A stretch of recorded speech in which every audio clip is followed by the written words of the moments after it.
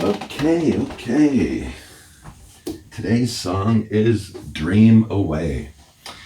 And I have a watermelon. This watermelon I got it and it sat around here in the kitchen for a couple of days. Then when I realized I wasn't going to be eating it, I thought I better put it in the fridge. And it's been sitting there for about a week. And I don't know how long watermelons last. So once I get this open, this might be going straight into the trash. I hope not, because I'm really looking forward to it. But I don't know what to expect. Kind of like life itself, you just kind of got to cut in and see what you're going to get. So Dream Away has sort of become one of my favorite songs on the album, A Time of Madness, because there's just something about its simplicity that I really like. It was, maybe it's because it's really just me softly, almost speaking over a guitar. I didn't have to spend a lot of time mixing it. I didn't have to spend a lot of time thinking or worrying about it. So it was just something I could just listen to without having to think about all the technical details that went into producing it. So maybe that's why it's more enjoyable. When I first put this album out, back when it was A Time of Magic, this song was not on it. I finished the movie after I initially released the album. And for the movie, I had a little bit of space that I needed to fill up with something. And so I took this song out of my little hard drive archive and used it to fill up some time. And when I went back to remix the album a couple of years ago, I decided to put this song on it, and it fits in very well. And I'm very glad there was some reason to have it out there floating around. I really do enjoy this song. The song "Dream Away." What could it be about? Is it about wasting your life, or is it about discovering your life, or is it about just enjoying whatever it is life throws at you? I don't know. It could be all three of those. But how do you cut it? Let's see. Do I want slices? Do I want to go lengthwise? And it's been a long time since I had watermelon. That's why I'm looking forward to this. So I don't know. Is there a lot of water inside one of these things? Is this going to spill out all over the place, or is it just going to be clean? Do I want slices? Well, I guess it. I don't know if what inside is going to be good, so I guess it would make sense to get a good lengthwise cut. Then I can examine whether the whole thing is good, because it might have good parts and it might have parts that are going bad. And if it has even a small part going bad, I'm not sure I'm going to want to have anything to do with it overall. So I guess I do. That might be a bit long to start going, especially if it starts having a lot of water. I guess I'll go right down the center, see what I get, and take it from there. So Dream Away. Dream Away makes me think of a point in my life when I had one of the importance of my little musical adventure. Now I started playing music very, very late in life. I am not a good musician. I can readily admit that, and but it's I've always enjoyed just tinkering away at it, getting a little bit better each year. But one of the things that kind of really got me started on it, or the importance rather of doing that open mic thing that I was talking about. I was doing at Reeve, is early on. I had trouble doing just about anything in public. I always had this strange, crippling anxiety just about being out there doing anything. I just felt exposed, and just was always, whenever I went outside, I was immediately just kind of trying to find a place to hide. For example, one thing I could not do. Now, if I was with people, that was fine. They were kind of my crutch, and it certainly was an aspect of myself that I advertised. So I'm not sure how many of my friends even knew this about me, but I could not go to a restaurant, like say McDonald's, order food and sit at a table and eat it. I could probably go there and order the food, then get out as soon as I had it. But to actually take it, go to a table, sit down, and eat my burger, just sitting there was just too much. I mean, in the present day, I realize that most of us go about our lives completely invisible, and you can, most places we go and visit, nobody even knows you're there, even if they see you. We register so little of the world we encounter, which is kind of too bad. It looks, not only does it not look wet, it looks like it's perhaps even a little drier than expected. Smells good, looks good. I think this is gonna be very nice, but I was expecting a lot more water. Oh, this looks a little discolored. Yeah, there's a little bit of discoloration coming in at the center. So, but that looks. No, I'm going to cut it a bit more. Then I'm going to try a bite. I guess there is going to be a good side and a bad side here. Let's hope the good side is good enough to eat. Yeah, I'll put that there. So another example. This might be a little more stranger, but might demonstrate a bit more what I mean by this. Is I couldn't.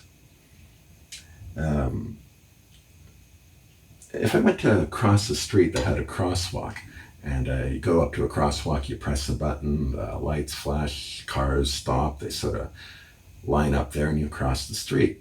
But for me, I really couldn't do that, because just walking in front of that line of cars, and just I had the sense that they were all kind of focusing, I don't know, some kind of hate-filled energy on me for stopping them while I crossed the street. I don't know how to describe it, but I do remember what it felt like.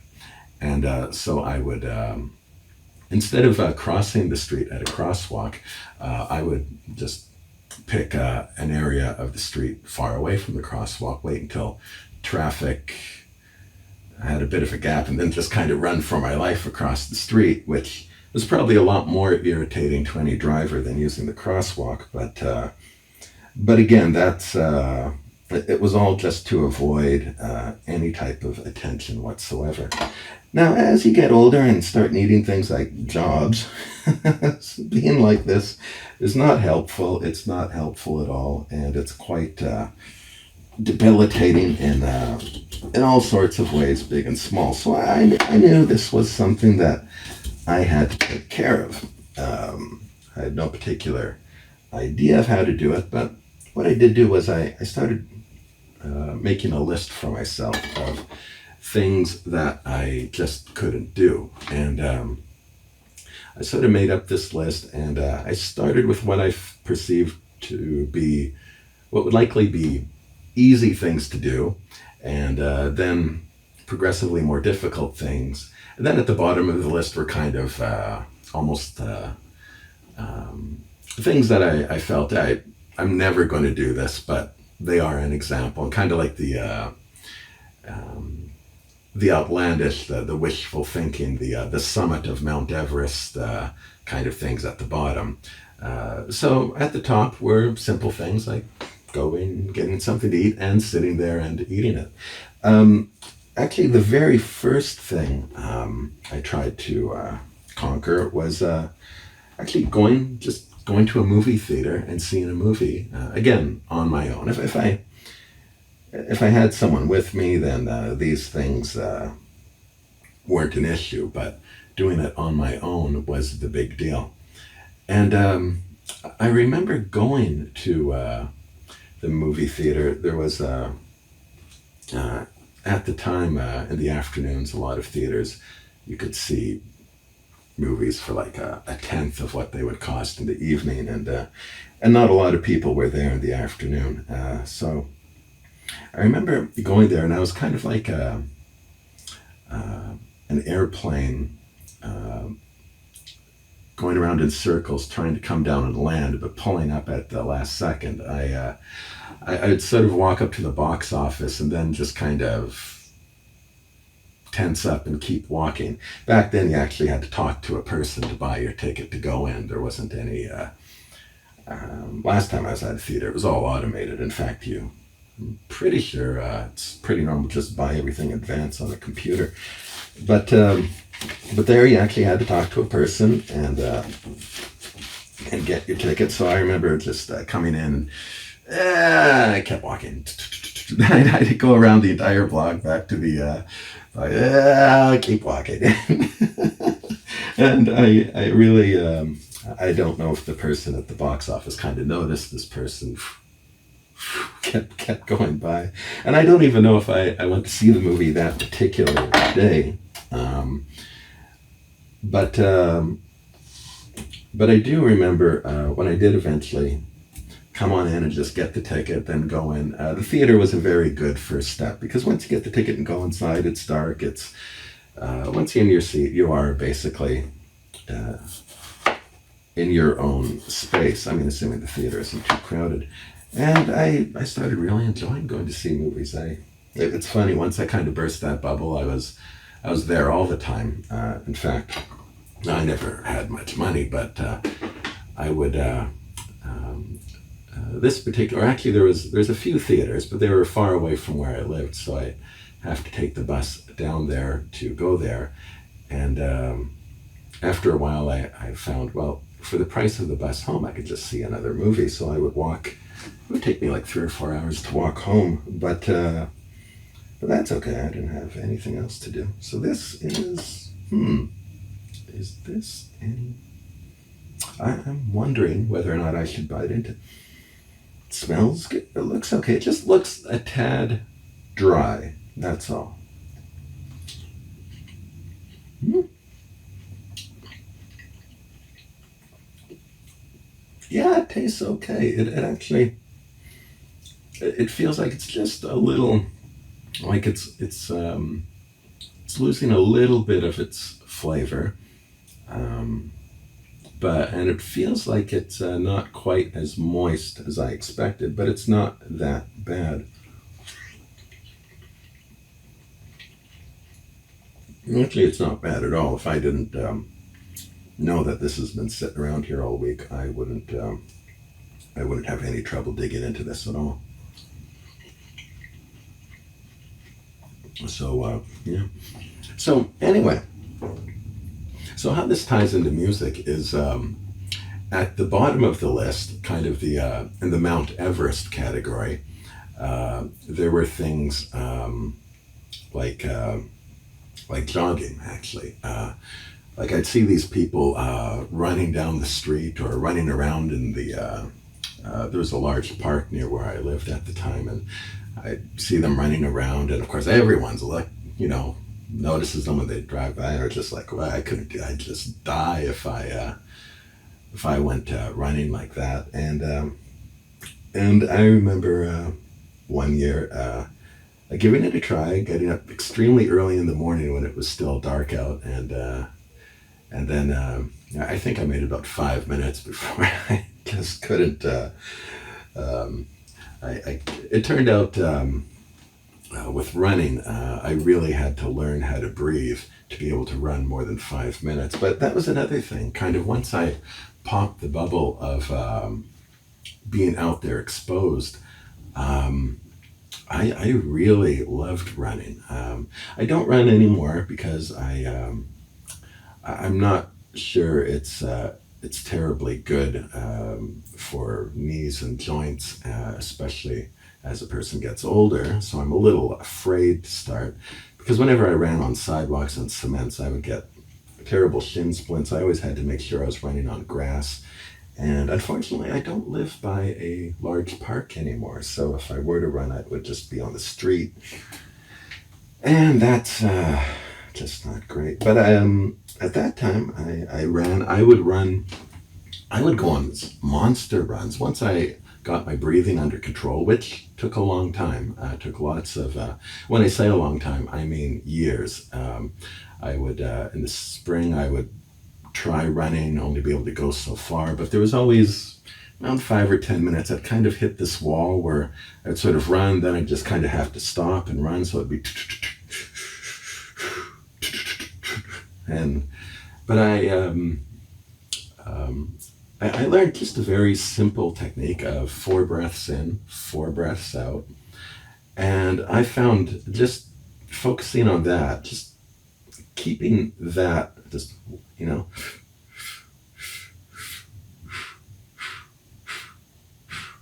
and for some reason that count and that routine let me get through that barrier. And once I got through that barrier, I could run for hours. I like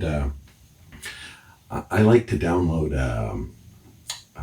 These were these were back in MP3 days, so you had to load your music beforehand. But I like to download concerts, especially long concerts that went on for 2 or 3 hours, and I would go and I'd be doing circles in the park for 2, 3, sometimes 4 hours, and often I'd just keep running until the concert came to an end, and then I'd run home and yeah, there's something about running that once you get past the 45-minute mark, you kind of get this,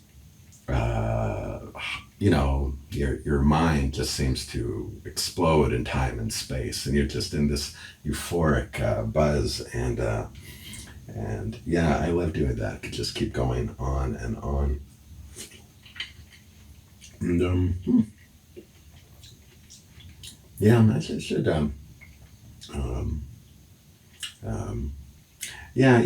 it's actually something I would love to get back in, but I don't.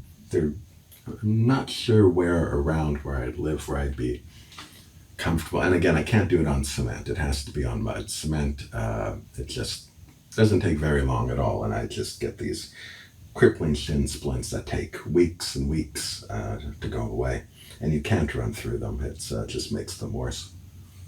This was not too. It's not too bad. It's not great. It's not too bad. And so it's kind of, I wish I had gotten into this a few days earlier, because I think it's kind of right at the moment where it's not too bad, but sadly, I think most of this will go to waste. I won't be able to store it for any length of time. It's already discoloring. So that's too bad, Use your stuff. Don't let it go to waste.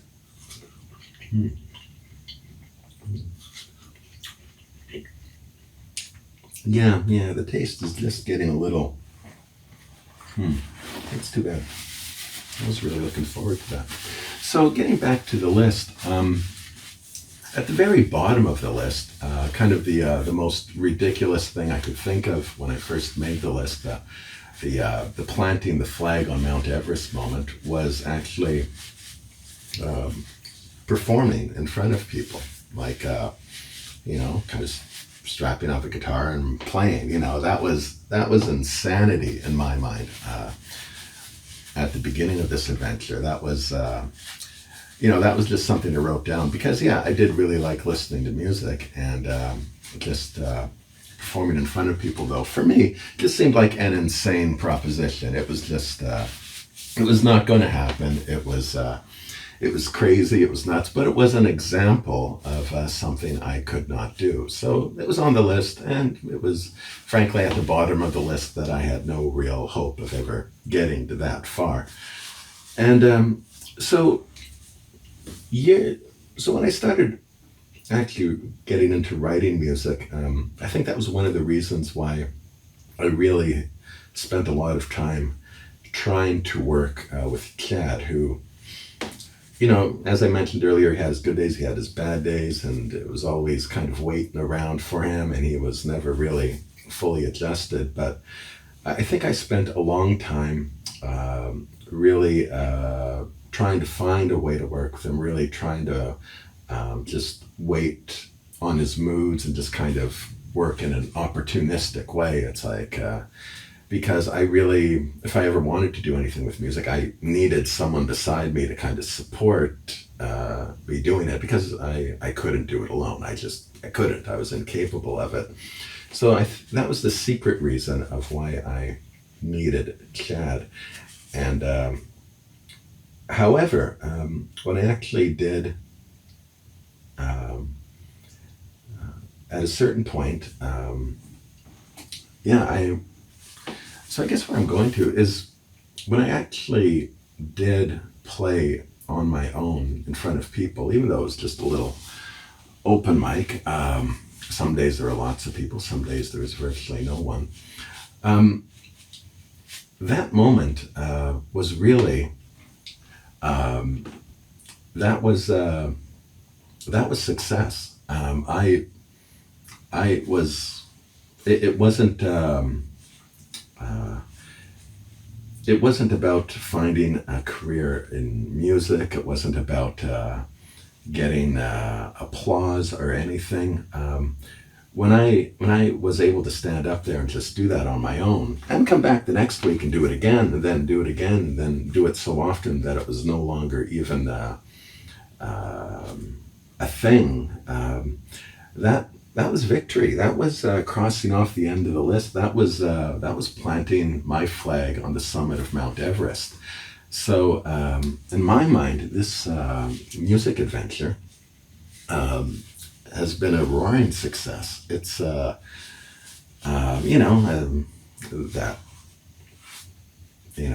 whoever listens to the music, or, whoever likes this, likes that, or the views on the video counts, that's,